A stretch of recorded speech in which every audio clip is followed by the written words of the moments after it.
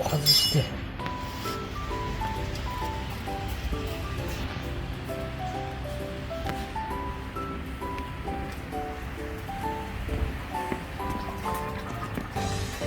汚いかったですね。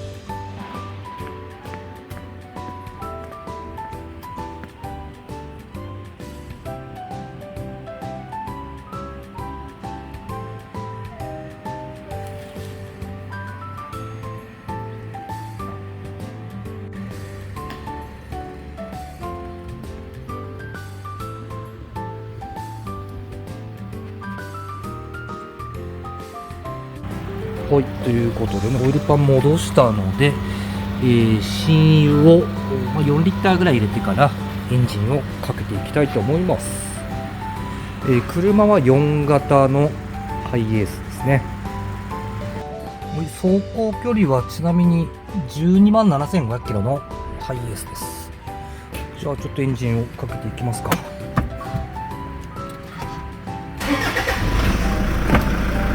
いしょ。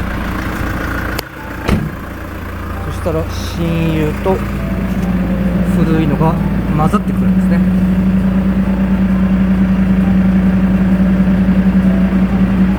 下から出てきたのが、残ってる ATF ですね。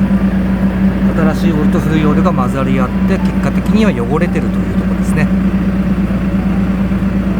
取りはこの状態で、10分ぐらいちょっとエンジンかけてから走行換をしたいと思います。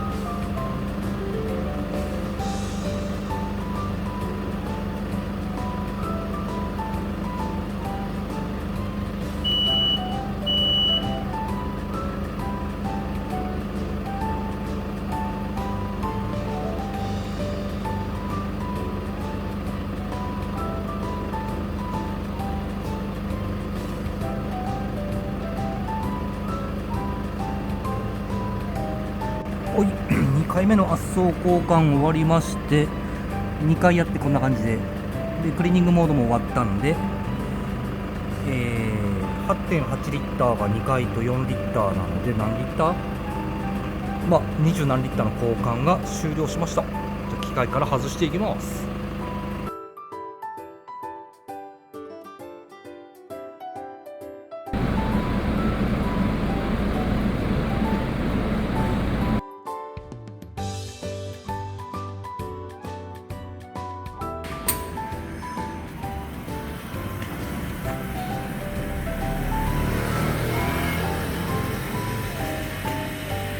今度はエアコンのガスチャージをしていきます。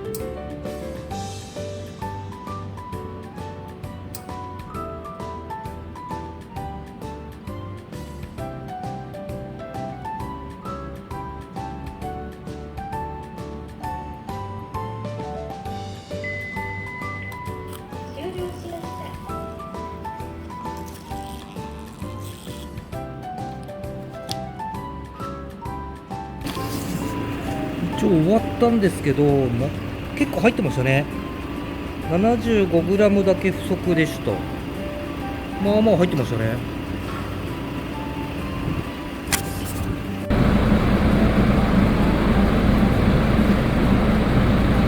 はい、施工が終わって、同じように10分ぐらいアイドリングしました。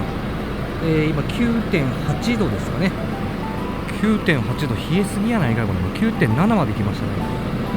めっちゃ下がりました。さすがスマートフォンですね。ありがとうございます。